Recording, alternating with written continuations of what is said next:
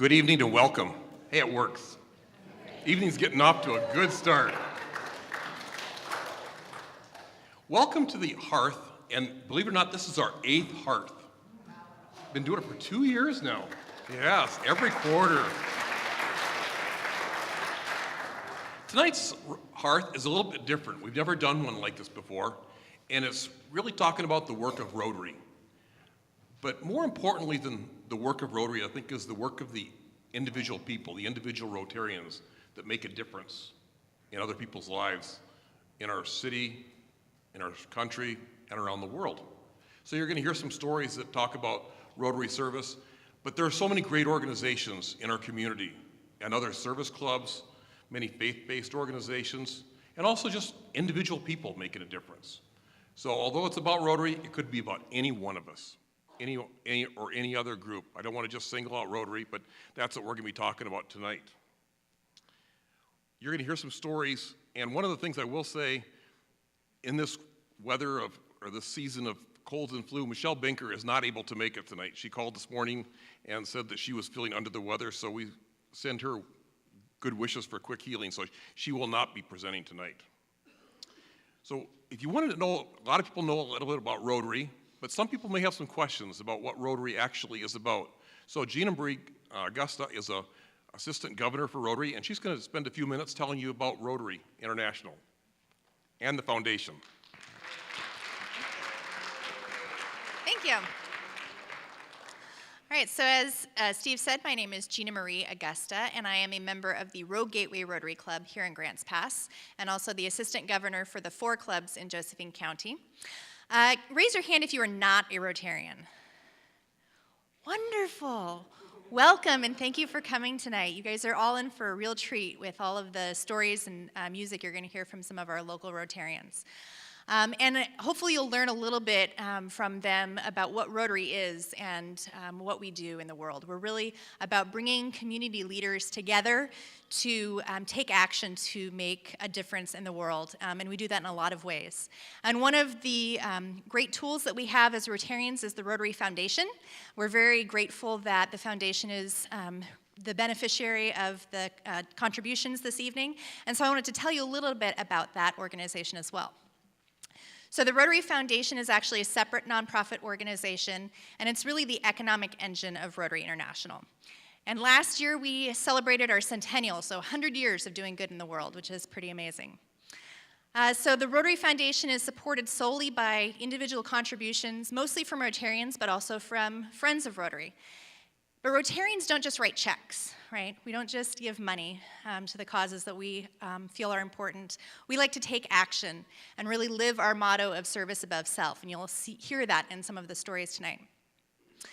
So the Rotary Foundation really enables Rotarians around the world to promote world understanding and peace through improving health, supporting education, and alleviating poverty. And we do that because Rotary clubs are able to apply to the foundation for grants to do projects both in their own local communities and around the world. And again, you'll hear about some of those projects, I'm sure, this evening. And we focus those in 6 areas. So peace building and conflict resolution, disease prevention and treatment, water and sanitation, maternal and child health, basic education and literacy, and economic and community development. So we're really working in a broad variety of areas around the world to do good in the world. I just lost my spot. Sorry. So again, you'll hear more about some of the stories about what we're doing. I know what I was going to tell you. One of the most impressive projects I think we have as Rotary that even those of you who are not Rotarians may be familiar with, and that is Polio Plus. So in 1985, there were about 350,000 cases a year of polio around the world, 350,000. And it was a really big issue. And Rotarians got together and said, we need to do something about this. We think we can commit not just to giving money to support this cause, but we think we can take action to actually see change. And we are going to commit, for however long it takes, to eradicating polio from the face of the planet. It's a pretty audacious goal. And we're doing it. So we're very proud that in 2017, there were only 17 cases of polio worldwide. Yes. From 350,000 to 17 is pretty impressive. And we're hoping that we will be able to drop to 0 within the next few years and officially be able to certify the world as polio-free. Only the second time that we have ever eradicated a disease from this planet. So that's a little bit about what Rotary is and what we do. If you are interested in learning more, you can speak to any of the many Rotarians. If you are a Rotarian now, raise your hand, because we've got quite a few of us. So please take a moment to speak with somebody in the break or talk to them afterwards. If you're interested in learning more about the 4 clubs in Josephine County and how you can get involved, you can speak to one of us, or you can visit the Rotary International website, rotary.org, to find out more. So enjoy your evening, and thank you again.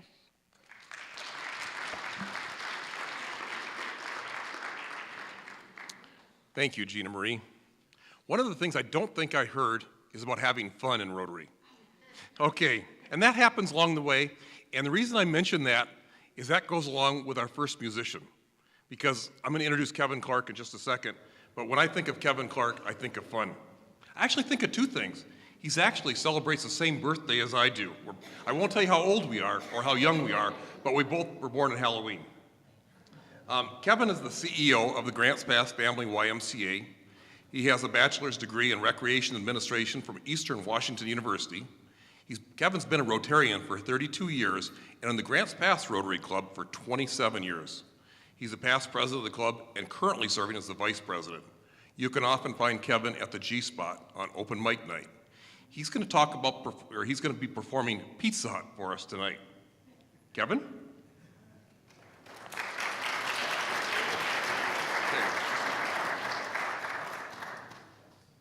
I joined Rotary in 1985 in Kennewick, Washington, when I was working for the Tri-Cities YMCA. I moved here in 1990 and joined the Grants Pass Rotary Club. And almost every Rotary meeting starts with a song and then the pledge. And we'd sing God Bless America and America the Beautiful and some great songs. But I worked at the YMCA and I loved camp and I loved camp songs. And so somewhere along the line, I got brave enough to sing a camp song at our Rotary Club, thinking I was going to get booed out of there and never invited back, and they liked it. And the time came to sing another song, and I sang another camp song, and they liked it. So I now sing camp songs. So you're going to sing with me. So I don't know, you call me a musician, because we're just going to sing camp songs. We're going to sing Pizza Hut. So please stand up. And there are emotions with Pizza Hut. So, And I guess the warning is the rest of the program's not going to be like this. So you can stay. But we're going to sing Pizza Hut. Some of you know it, and if you don't know it, you'll pick it up really easily. And it goes like this. A Pizza Hut, Kentucky Fried Chicken and a Pizza Hut. Pizza Hut, a Pizza Hut, Kentucky Fried Chicken and a Pizza Hut. McDonald's, Kentucky Fried Chicken and a Pizza Hut. McDonald's, Kentucky Fried Chicken and a Pizza Hut. Okay, you're warm. This is good. Burger King, Taco Bell and Burger King, Taco Bell and Burger King, Red Lobster, Taco Bell and Burger King, Red Lobster, Taco Bell and Burger King. It's terrible when the leader messes up. Okay, now, for those of you that are Star Wars fans, Jabba the Hutt, Luke Skywalker and Jabba the Hutt, Luke Skywalker and Jabba the Hutt, Darth Vader, Luke Skywalker and Jabba the Hutt, Darth Vader, Luke Skywalker and Jabba the Hutt. Very good. Thank you very much.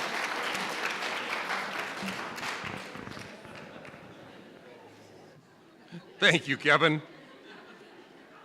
Got our daily calisthenics for the day. Our first teller this evening is Chuck Root, and his title is How I Became a Real Rotarian.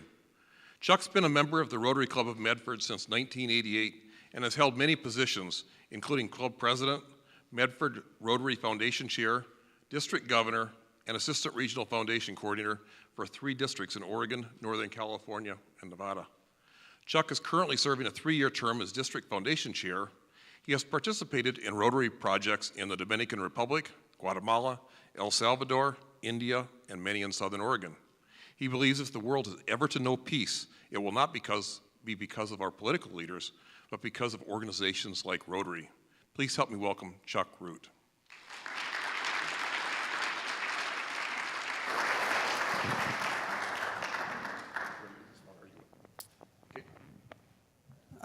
Does this work okay? That's fine?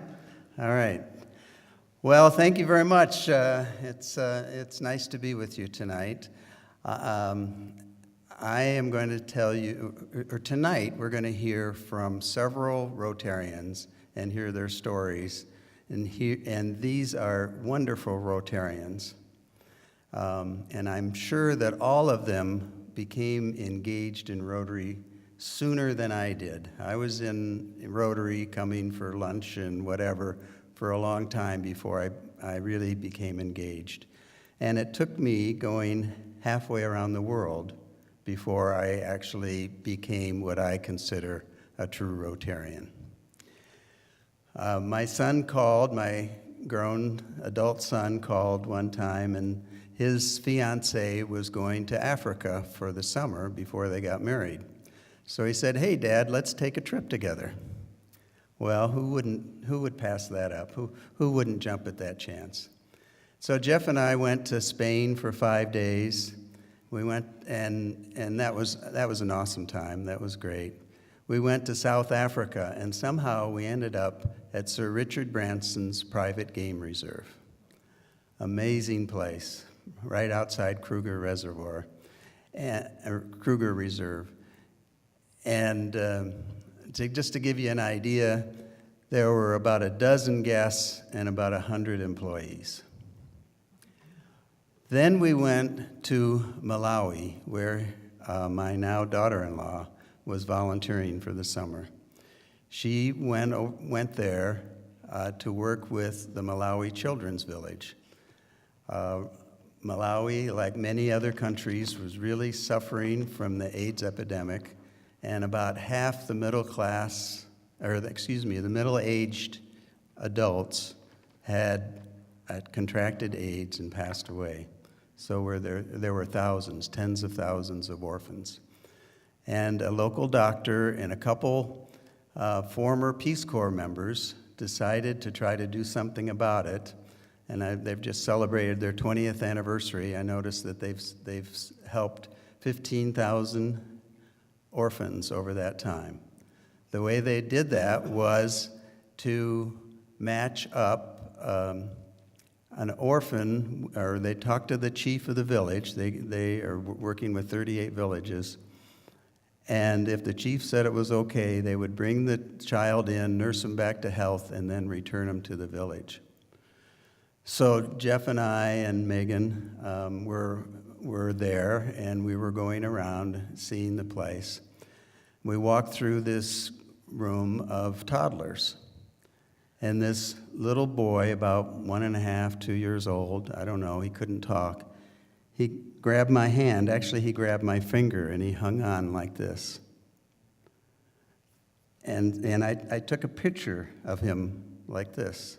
So I still have that picture, and I look at it quite often, actually. And he didn't turn loose. If I would sit down, he would figure out a way to sit down next to me.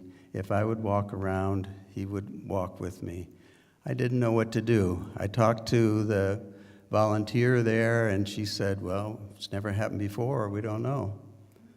So we continued our tour. We went out to where their well was, and at the well site, there was a sign that said that it was constructed by a Rotary Club in Europe and a Rotary Club in Malawi. Made me feel good to be a Rotarian. Well, I still had this little boy hanging onto my hand. And after about an hour, we just had to go somewhere else. We had to do something else. So I tricked him into turning loose of my hand. And I went into the other room. And after a while, I looked back at him. I peeked around the corner and looked, and he was looking for me like this. I felt this big. I wanted to go back there. I wanted to pick him up. I wanted to bring him back here to the best place in the world, some place where he'd have a chance. You know, I'm just thinking about that little boy and what he had lived through in his 1 or 2 years of life. But I knew that wasn't practical. I knew I couldn't do that, so many legal things, whatever. And so I went on my way. But when I came back, I said, you know, I need to do something. So I checked into Rotary more. I had been a member for a while. We have 1.2 million members around the globe in 33,000 clubs. All of those clubs do good in the world. Local projects, international projects, 100,000 projects probably, things that Rotarians do. And I know last year we did 1,200 larger global projects. So I thought, yes, that's the thing to do, and I've gotten involved with Rotary. Let me just tell you a few things that we've been able to do to help Malawi, that one country in Africa. We were involved with a sanitation project that built latrines for the 6 schools that the kids from those 38 villages went to. And that allows girls to stay in school longer. You know, there's fewer mosquitoes and all the illnesses that come from all of that. There's all kinds of very positive things that came from that. We actually have sponsored a teacher from Malawi to come and get a master's degree at Southern Oregon University. Some of you have probably seen a picture of Africa with a big tree and about 40, 50, 60 kids sitting around that. That, in many, many situations, is their classroom. And this woman that we brought here was a student underneath a tree, and I have a picture of that tree with a bunch of students under there. She was a teacher underneath that tree. And now she's gotten a master's degree, learned all about education in this country, and can do wonderful things. We sponsor, right now we have a student up at Oregon State University. He's a doctor in Malawi, and he's decided that instead of helping one person at a time, he wants to help a village at a time. So he's here getting a master's degree, and one of his main emphasis is food instability, because there's not enough food in Malawi. And he has lots of ideas of what he's going to do when he goes back there, and hopefully there'll be some projects that we can all help with.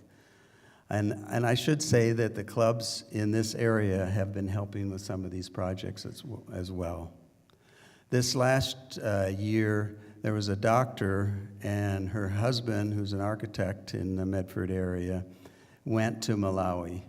And we sent a whole bunch of medicine along with them to areas that don't have any medicine. And we bought a brand new Toyota vehicle, sorry, Toyota, van, so that they can take their medical people out to the villages.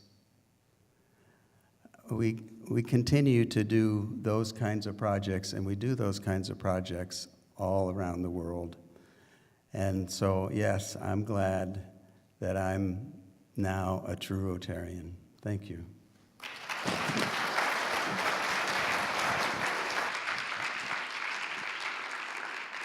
Thank you, Chuck. Our next teller of the evening is no stranger to the hearth. She's on the different side because she's a storyteller, and this is Hyla Lipson. Hyla is one of our organizers for this, and I've really appreciated her help in getting this organized over the years. And Hyla was asked to join Rotary in 1993. During her time in Rotary, she has participated in many Rotary committees, created the newsletter for her club for over 20 years, and was club president in 2008 and 2009. She co-owned fiber optic lighting for 30 years and is currently the executive director of the Grants Pass Museum of Art. She has 2 grown children and an adorable 17-month-old granddaughter. She lives with her partner, John, and they share their fabulous dog, Annie. Hyla will be telling the story of Nixon, a Rotary Peace Fellow whom she and her club sponsored. Please help me welcome Hyla Lipson.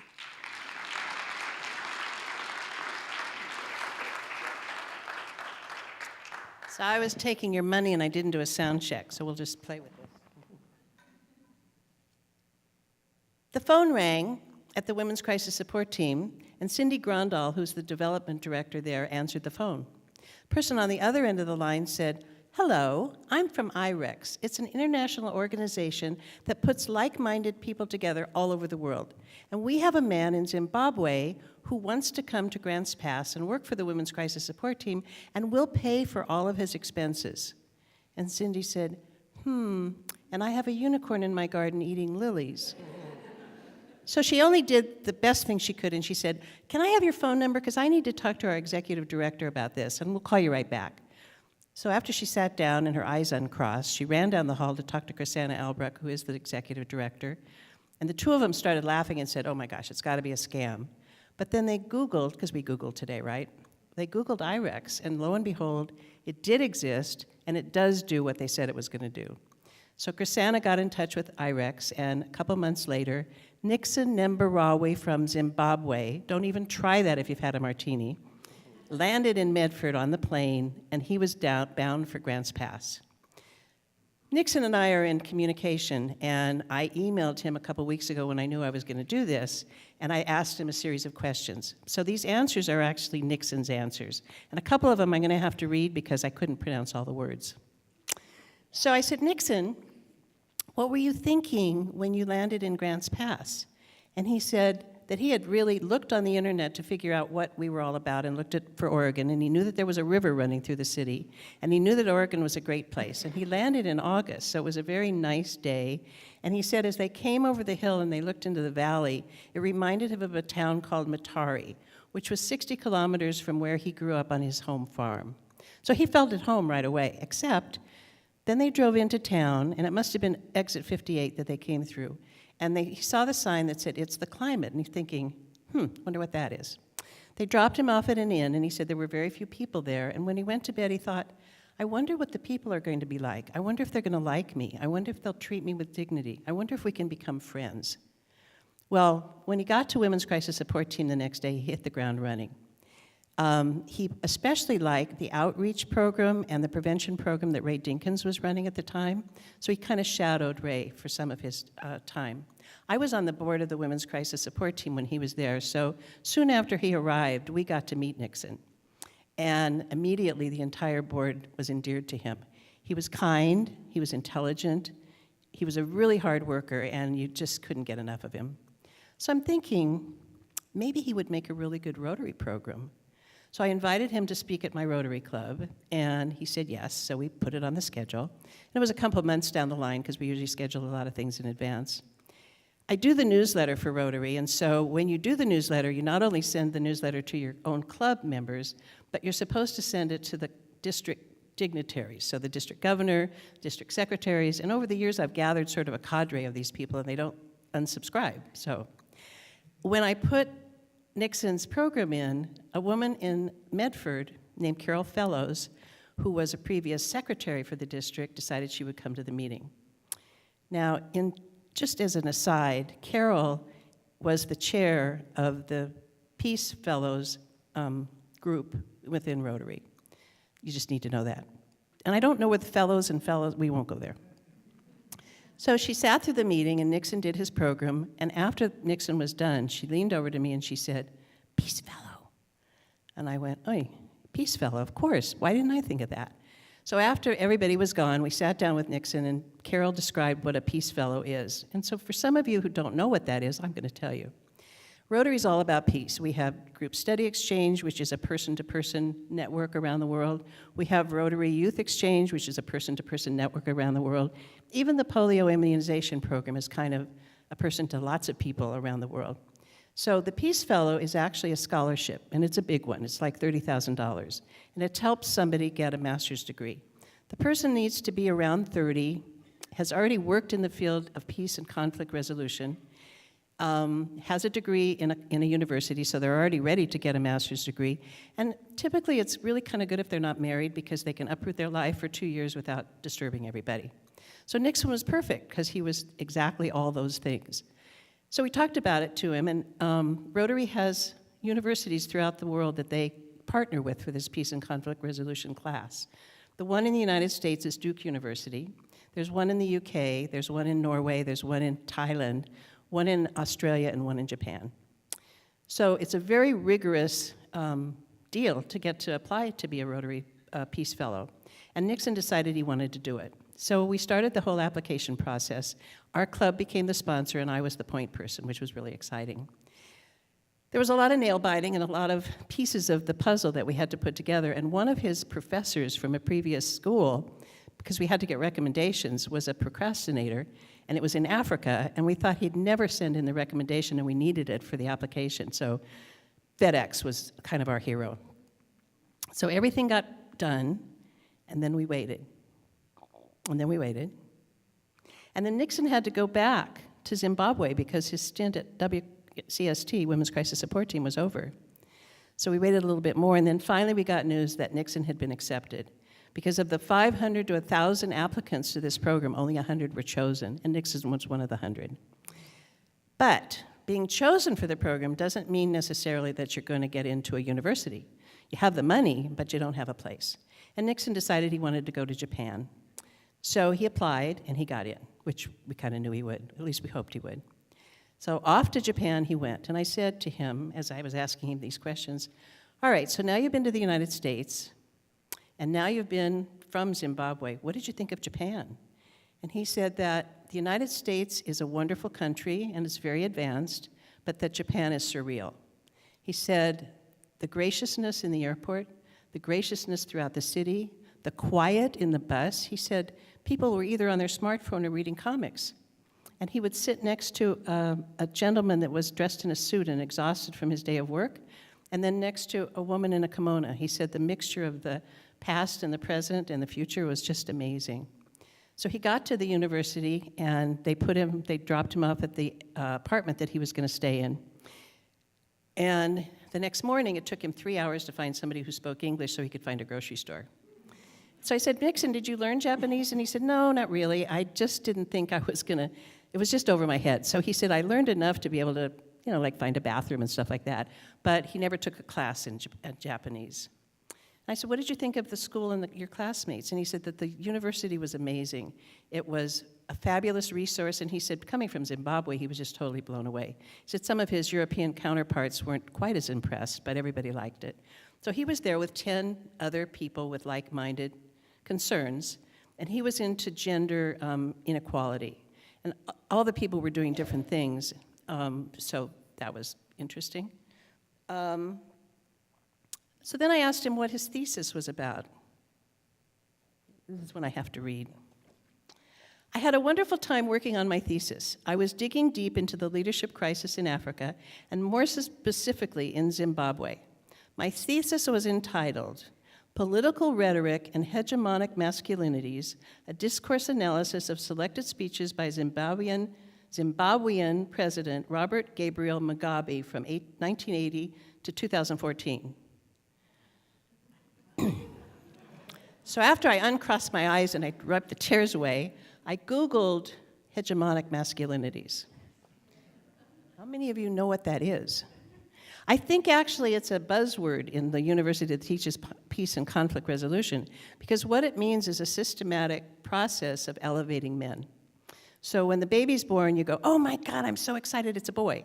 And then when the little boy goes to school, maybe the little girl doesn't go to school. And then when the little boy goes to the university, maybe the little girl doesn't go to the university. And when the big boy goes to get a job, he gets more money. And then he becomes a father, and then he raises his son. Oh boy, I had a boy. And so that's